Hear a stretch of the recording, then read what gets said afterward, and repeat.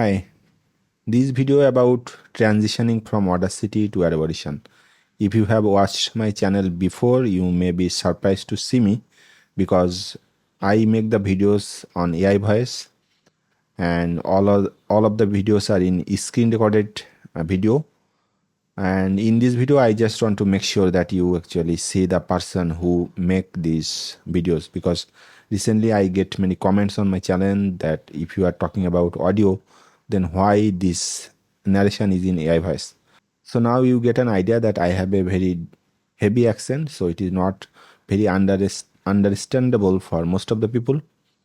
So I use the AI narration, and I think that helps more people to understand. But I can assure you that a real human being is actually making all these contents. I actually record all the screens, I actually write all the scripts, and I plan all the videos. So enjoy the rest of the video. If you've been using Audacity to edit your voiceovers or audiobooks, and now you're switching to Adobe Audition, you might be feeling a little lost.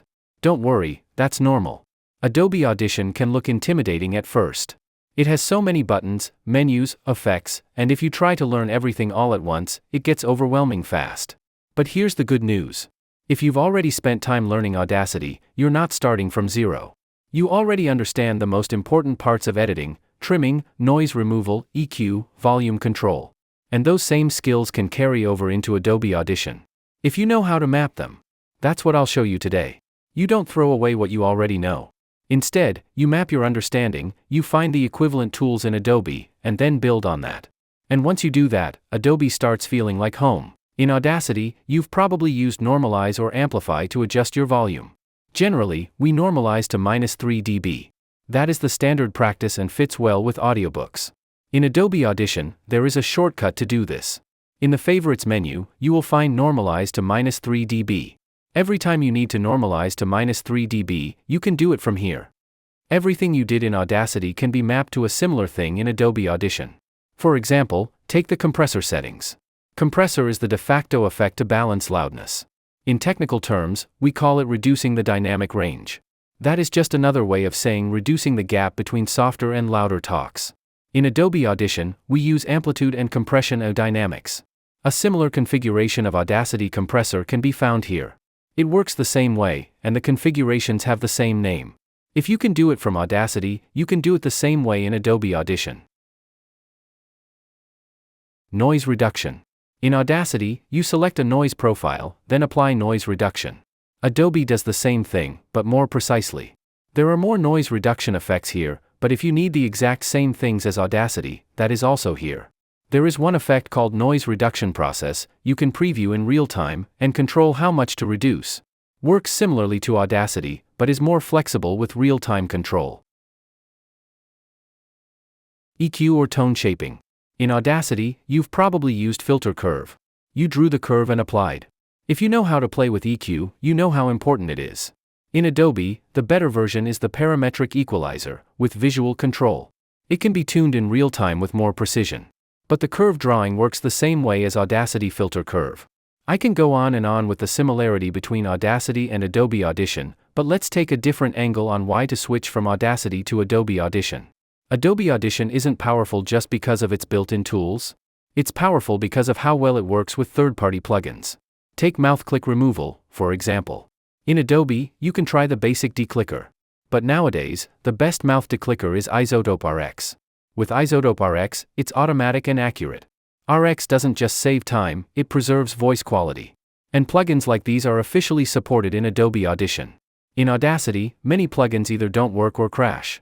In professional voiceover or audiobook narration, the tool matters a great deal in the long term. So switching from Audacity to Adobe Audition helps in a couple of ways. 1. You can transform all the knowledge from Audacity to Adobe Audition. Second, you can use most of the best plugins as third-party plugins work smoothly with Adobe Audition. That's exactly why I'm hosting a live Zoom workshop this week. Audacity to Adobe, Live Migration Workshop. In 2 live sessions, I'll help you migrate smoothly from Audacity to Adobe Audition.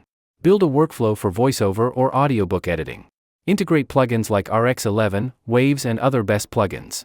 Focus only on tools that matter. Call 1, July 3rd or July 5th. Call 2, July 4th or July 6th. All sessions at 7 a.m. Pacific Standard Time, 10 a.m. Eastern Time, 3 p.m. UK. 1-year replay access included. If you've been struggling to get clean, pro-quality audio in Adobe Audition, or you're stuck trying to figure out where everything is, let me save you months, maybe years, of frustration. This workshop is just $49, less than most plugins, but gives you a lifetime of clarity and confidence. Click the link in the description and reserve your spot. I'll see you live. If you missed the live class, the next best thing would be to access the Adobe Audition bundle. You can learn Adobe Audition step by step from the bundle. I will put the links in the description and pinned comment. So thank you for watching this video so far, and if you are interested on this live migration to Adobe Audition, like how you can actually use Adobe Audition the best way, then you can join this webinar.